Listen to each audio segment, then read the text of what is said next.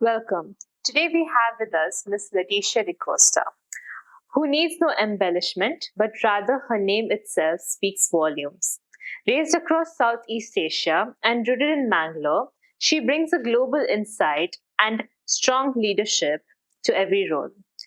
Along with being the co founder of St. Aloysius Pre University Model United Nations, SAFMAN, she went on to become the second woman president of St. Aloysius Autonomous College in its vast 142-year-long history. She recently graduated with Masters in Clinical Psychology from Christu Jayanti College in Bangalore, along with being the PR associate for SaltSnap Media and the String Project, an active member of the community, a visionary leader, and a highly ambitious individual adorned with numerous awards and achievements. It is truly an honor to have her with us today. We welcome you, Ms. Letitia DeCosta. Thank you so much for giving us the opportunity today. Thank you for having me here. It's been wonderful. And so, to begin with, you had to spend your early years across Southeast Asia. How did those early multicultural experiences shape your personality and worldview? So, my dad used to work for the oil rigs, the refineries. So, he was placed in many places across Southeast Asia, and we'd keep moving. So, um, I was born in Bombay, but then for the first 3-4 years of my life, I was brought up in China, and it was a very different experience. I do not remember much for sure, but those are also these years, these growing years of your life. They're very vital for anyone's personality development, right? Yeah. So when I was a kid, I have a lot of vivid memories, and my dad has clicked a lot of pictures. So those are all the memories I have too. But given to say, being across Southeast Asia, right? So for 4 years, I was in China, and then my dad didn't think it was ideal for me to keep moving across Southeast Asia, so we moved back home. And when I look at all of that, I've been to Malaysia, Hong Kong for like I'd spent summer vacations there for 3-4 months, and I've met so many kinds of people in my childhood. And when I think it's made me a very inclusive person, right? I'm able to talk to anyone. I enjoy speaking.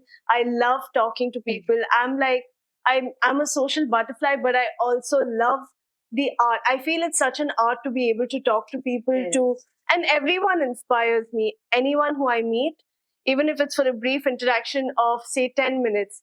And I've met so many people in my life, and these especially my years in Southeast Asia, in China, it used to be my mom and I alone, but the people there they are wonderful. It kind of shows you about how so much of what we believe in politics is just what things everything is sensationalized. If you actually go to the city, live there, look at people, it's very different, right? Yeah.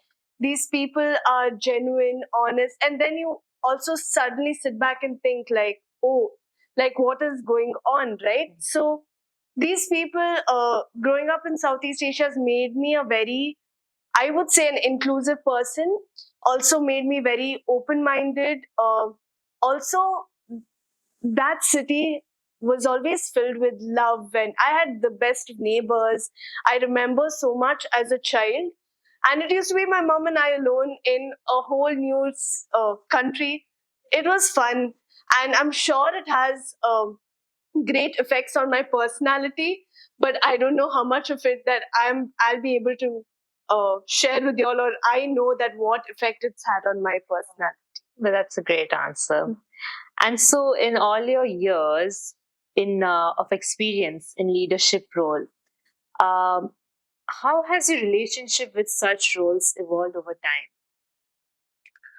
So in school, yeah, I probably would have started being class monitor and yelling at or writing kids' names who were talking in class and all that. But I was not such a bad friend. I was a good friend. So, but my leadership, when I see in school, I was house captain, but back then it was not such a big thing, right? But when you are in school and when someone says, or you have to go holding that sports flag, they are such big achievements for any child. And it used to be So that's when I'd say I first became a leader of something very small. And when I had that, with leadership comes power. But if with that power you feel so empowered, right? You can do anything. You feel like, oh wow, now I'm a leader, I can do this and I can do that. And I think because I became a leader back then, I also had a lot of initiative as a kid. And I'd love doing things. I'd love going out of my way. I'd love going, meeting new people, having or brainstorming a few ideas I think would be really nice. And so then in my 11th and 12th grade, I did try to get in the council, but I lost by 2 3 votes. And but it was really humbling. And also I kind of realized that to be a good leader is not just about being a leader by vote or by having that label. It's also kind of by leading by experience. Being a leader also involves a lot of initiative. If someone doesn't have that label and who does a lot of work, they are also leaders of their own. And not everyone has that quality, or wherein they can be good leaders. And there are great leaders, but what's the point of being a good leader if you aren't able to speak, if you aren't able to communicate? So these are things I learned. And then in 12th, I was not a leader by label, but I used to do a lot of college activities. And that's when I co-founded Sapman with one of my very good friends. And all of this happened in conversation. So we used to go for a lot of these competitions. And then we saw how Mangalore has so much potential. And the student community is great. We call Mangalore a student hub. And we didn't have that opportunity wherein students can do such vast things. Or and I love public speaking. So if anyone, and I feel like there are so many other great public speakers, it's just that they do not have a platform to show their skills or to hone their skills. It's very hard. So Sapman also came with the idea of birthing this new, giving people a platform. And post that, in college, I was in the COVID batch. So my first year of college was at home. And back then I also had a very unfortunate accident, a very I'd say a very innocent accident. Yeah, but it was a little unfortunate. So I was bedridden for a while. So the COVID year, I was stuck at home. And the second year, we had half college and half being at home, right? I mean, it was all mixed up, Yeah. because of COVID Right. variation. So, but back then I saw also we had TEDx in college for the first time, and I was heading certain things in that. I did PR heading for TEDx in Aloysius, and the first edition was really nice. We met some great people. And that's when I started realizing that being a leader gives you so much power to change things, or even to um, lead by example. So that's when I was like, oh, maybe this is my forte, or like talking to people and doing different things, right?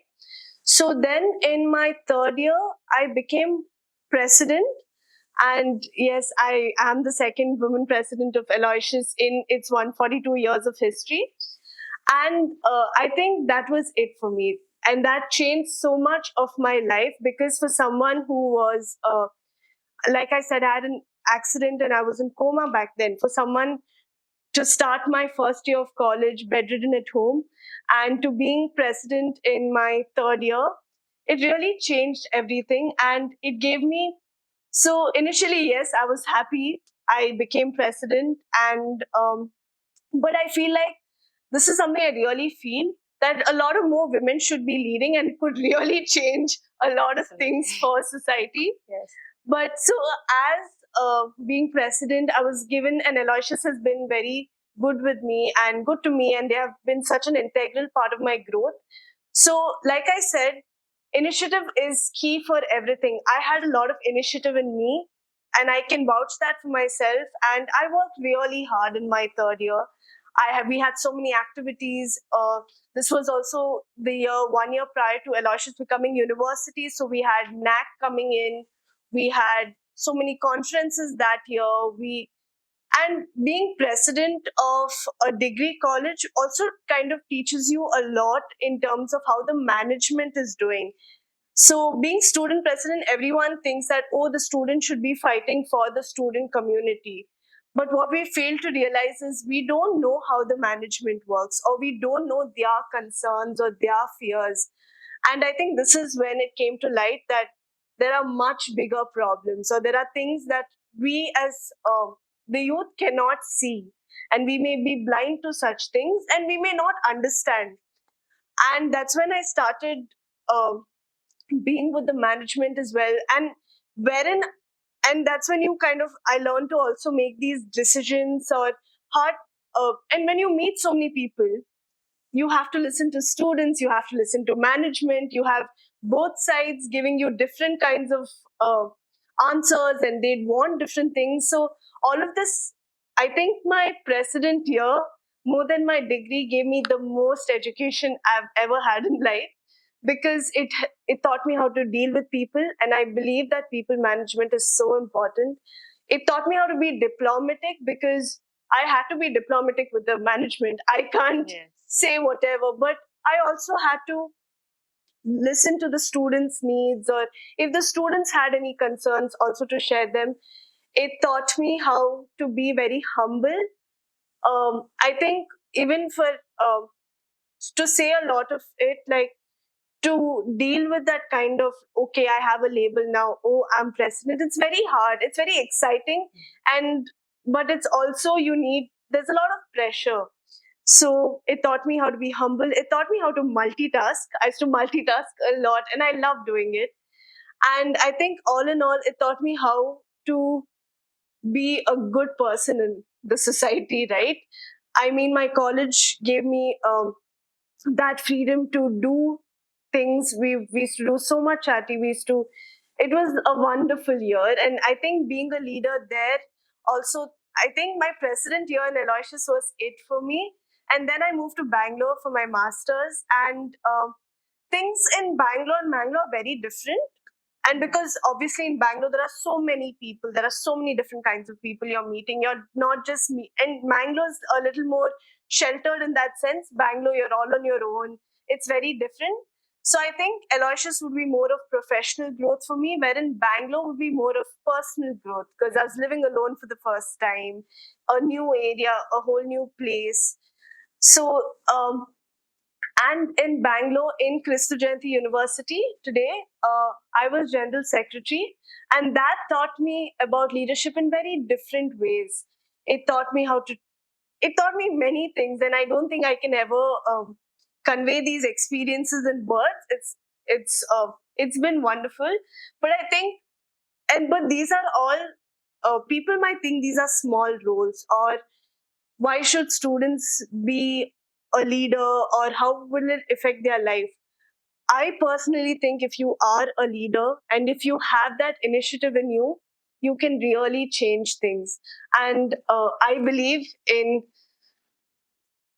like I believe in what Gandhi said, right? Be the change you wish to see, and I'm exactly trying to do that. I wish that there are so we live in a more ideal world, but I know that it's a little effort from my side maybe can bring about a great difference in the world today.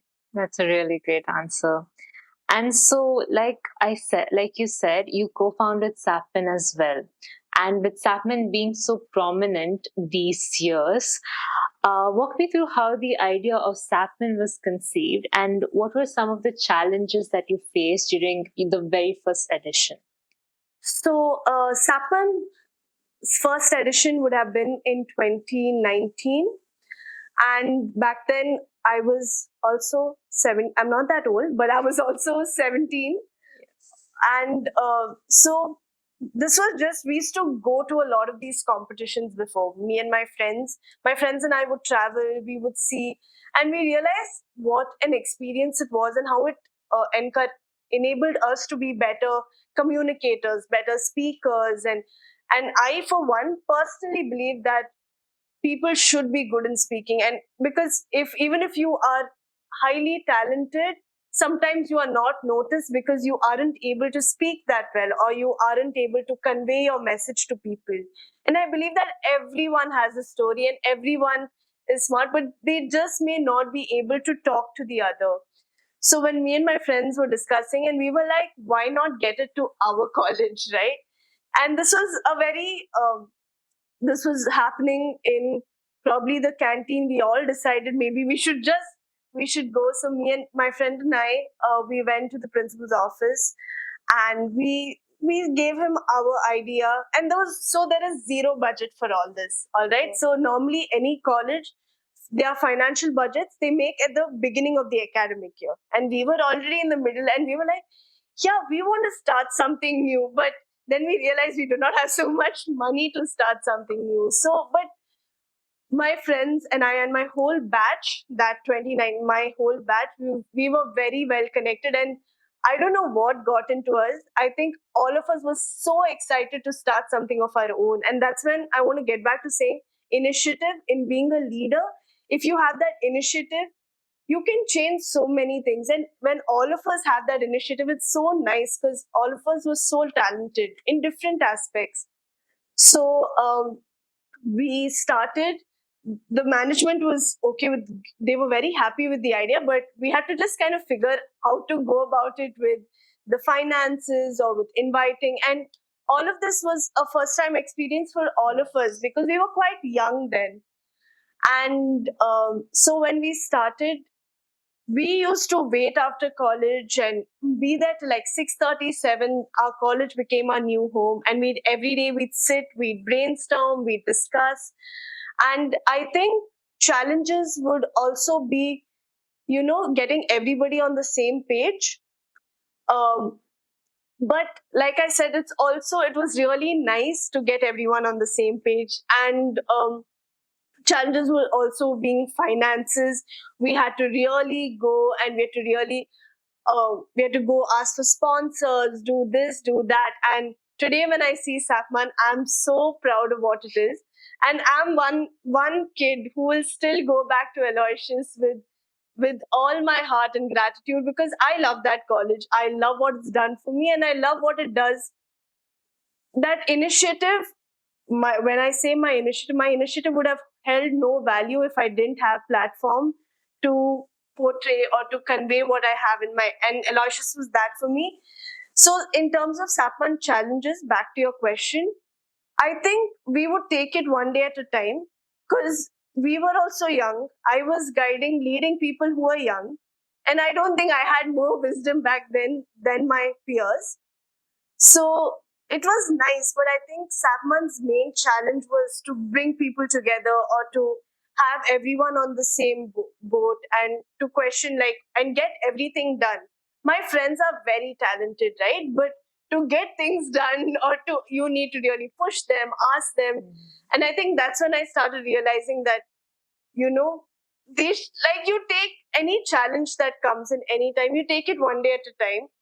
And now when I'm actually thinking of it, I can't think of that one big challenge we had, but there were a lot of disappointments. I'm sure that those 3 months before the event, because there was no financial backup for anything, we were just planning and brainstorming, and our batch was really good in that way. And I think, again, anything Sapman taught me, or any of these events would have taught me, is initiative and people management. It is so important to deal with people, to understand people, because people come from different backgrounds. And when you meet people, you don't know what kind of mood they are in. And you have to be very diplomatic as a person. And the challenges were many, but I think as 2019 batch, we all overcame them. Yes. Yeah. And then later on, you went on to serve as the general secretary and even as the chairperson during the other future editions of SAPMAN. So, all in all, what would you say that you took away from the entirety of your SAPMAN legacy? So I used to go for a lot of these MUNs, that those are Model United Nations. I was very fond of them from the beginning. So I've gone as a participant in quite a few. And that's when I realized that we children, we are so unaware of so much that's happening in the world. We only see things we can see, and then we are not able to comprehend what's happening. And a small platform like this, I'm not saying it's a huge but something like this, even if 200 students are participating, they are reading about current issues. They are also learning how to be diplomatic as a person, or in the way they speak. And I feel like these skills are so important to hone. And till date, whenever I go back to Aloysius, and I've gone every year, and there has been a year or two that I couldn't because I was in Bangalore. But being chairperson, being secretary general, I loved it. And when I see so many of these now, I'm not that old, but even though I have so many juniors, and I meet so many juniors every year from Aloysius, and I meet them during this whole 3 day Sapman experience. When I meet them, it's so nice because I'm learning so much. And I always think, my juniors are not going to be that smart. But my juniors just keep surprising me. They're so smart.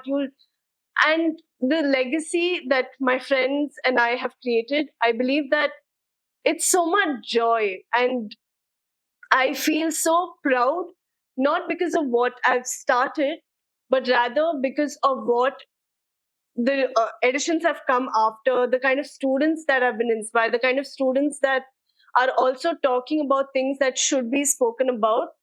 So it's been good, yeah. That's great. And so, like you mentioned, you were also the second lady president in a 42-year-old college history of St. Aloysius Autonomous College. What did that achievement mean to you personally, and what was that role like to you? I'll answer both your questions. So, personally, what it meant to me, like I said before, I was in coma in during the first year of college. College started in 2020. I believe that was the first peak wave of COVID. And I do not know how time passed after that, but it was the first peak of COVID. And honestly, I had a brain injury, so it was very hard for me to comprehend what I was studying. But since all of us were studying at home and no one was going to college and it was a lockdown, my first year was very hard for me. And then second year and then third year, for me to be president and to kind of meet so many people and to have so many activities, so many events, to run around Mangalore. And when I say run around Mangalore, really run around Mangalore.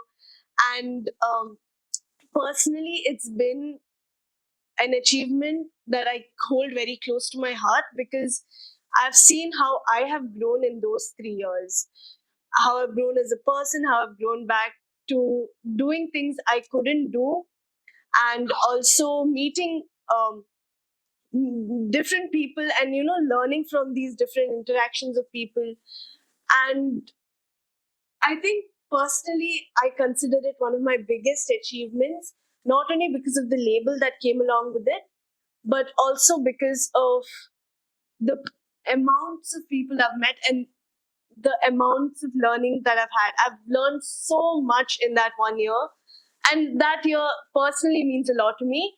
But professionally, I think being president taught me a lot. I used to talk a lot in public. That would be public speaking. I had to deal with a lot of students. I had to deal with the management, like I said.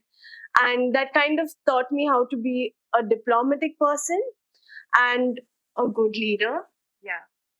So, Letitia, aside from pursuing a master's degree, you were also managing a couple of roles in the communications forum, like PR manager and social media manager, etc.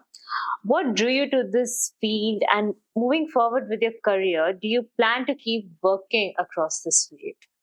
So um, to about that question, I study in my 3 years of my degree. I did my literature, journalism, and psychology.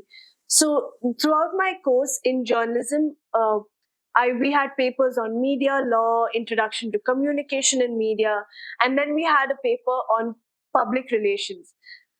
And public relations is such a beautiful. It's such a beautiful concept and the art of public relations, I believe, is something that I keep learning or something that I keep building. So back then, I had a very good mentor who was my teacher, and she would give me these opportunities and she would teach me about PR. So there was this one time we went for a conference in Bangalore. It was a PR conference, and Narayan Murthy was there, and it was few other prominent personalities. And that's when I also kind of realized the beauty of it. When you listen to such people have their take on PR or how communications work and all of that. And I believe that my skill set that I was naturally born with, I can talk to people. And I believe that is also so vital in media and communication in certain aspects of it. And I love writing. I love writing articles. I've got a few published. So in terms of that, I was really drawn to PR. And then I also kind of saw the difference one can make in presentation, and be it presentation of the self or of another organization or of another brand, creating that kind of narrative. Like I said, everybody has a story, but people aren't able to convey it to the other. Today I can tell you my story because I'm able to speak, but there are so many others, I'm sure you do, and everyone else has such a great story to say, but they aren't able to do. And that's also kind of why I love what I do. Like, I was drawn to this. I love conveying other people's stories for them. I love doing all of that.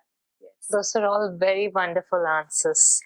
And so, thank you so much for your time here today, Letitia. Your excellence and passion in everything you do is inspiring and motivating to us all.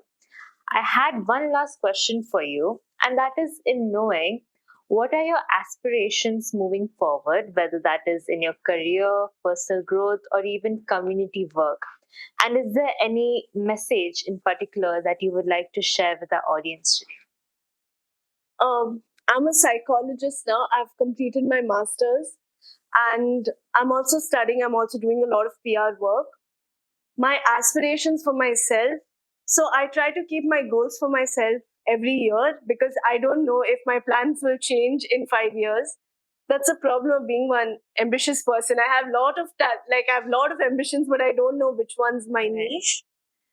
And I believe that's my strength, but it's also my weakness. So in the next year, I want to be able to help people or to provide services in terms of talking to people, or being in terms of bringing my qualification to practice, and to also help people convey their stories, because not everyone has a voice, but I'm sure everyone has a story. And if I were to take one of my message takeaways, would be one of one of these sayings which are very close to my heart, and one of these friends quoted this to me, and it was quoted by Henry Ford. So he said that if you keep doing what you kept doing, you're going to keep getting what you kept getting, right? If you do what you always did, you're always going to get what you always got. Right. And it's true. And I believe that I want to do things I've not done before. I have that kind of initiative in me to grow, to do different things. And I'm not sure where life will take me. And I'm not sure what are my definitive aspirations. But all in all, I want to be the change I wish to see. That's a really beautiful answer. And with that, we have reached the end of our interview. Once again, thank you so much, Letitia. It was an honor to host you today. And thank you to our viewers as well. We hope you enjoyed this interview and take something from it. Thank you. Thank you. Yes.